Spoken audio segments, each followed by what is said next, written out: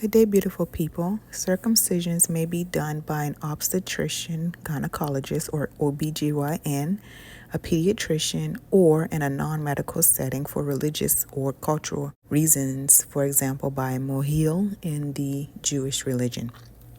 The different methods of circumcision are the Mogen, the Plastibell, or the Gumco. The Mogen clamp, also known as the Pollock technique that uses the Mogen clamp, and this is where the foreskin is freed from the glands by blunt dissection, but no dorsal slit is made. A dorsal homostat is placed, and traction is applied to bring the foreskin forward. Placement of the Mogen clamp follows the angle of the corona to avoid removing excess skin ventrally and to obtain a superior cosmetic result. The clamp crushes the foreskin along a line that is 1 millimeter wide, and the foreskin is excised distal to the clamp. After removal of the clamp, the glans is liberated by pulling the crushed line apart. The procedure usually takes about 3 to 4 minutes and is virtually bloodless. This procedure and this device was designed by Rabbi Braunstein in 1954. The Mogen clamp is the most commonly used by mohels for ceremonial circumcision. The Plastibell or Plastibell technique is a tight ligature that is tied around the foreskin, drawn over a grooved plastic ring commonly known as the Plastibell, and the skin distal to the ligature is excised. The ligature results in a circumferential line of ischemic necrosis, and the Plastibell falls off within the course of a few days. The Gumco clamp is the most common method of performing a circumcision. The clamp separates the foreskin from the head of the penis. It also protects the head of the penis and helps stop bleeding and promotes homeostasis. The provider then uses a sharp surgical knife, a scalpel, to remove the foreskin.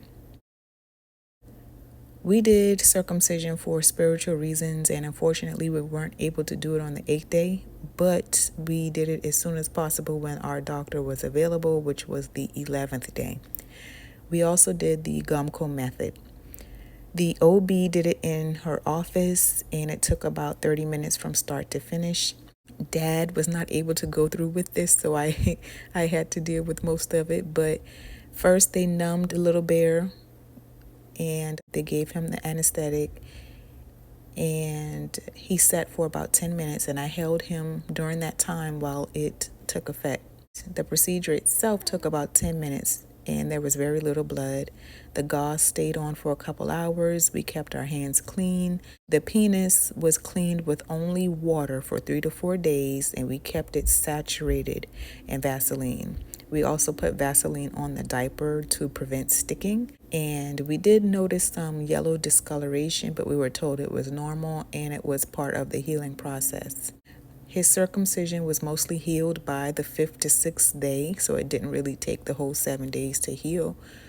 And some things that the doctor said to look out for were poor appetite, fever of 100.4 or higher, if the penis bleeds or doesn't stop bleeding, if the tip of the penis turns black, yellow crusting for more than 7 days, redness or swelling for more than 3 days, any type of odor, if the child has no wet diapers in 6 to 8 hours, and if you did the Plastibell method, you should contact the doctor if the ring doesn't fall off within 10 days or if the ring is out of place in any way.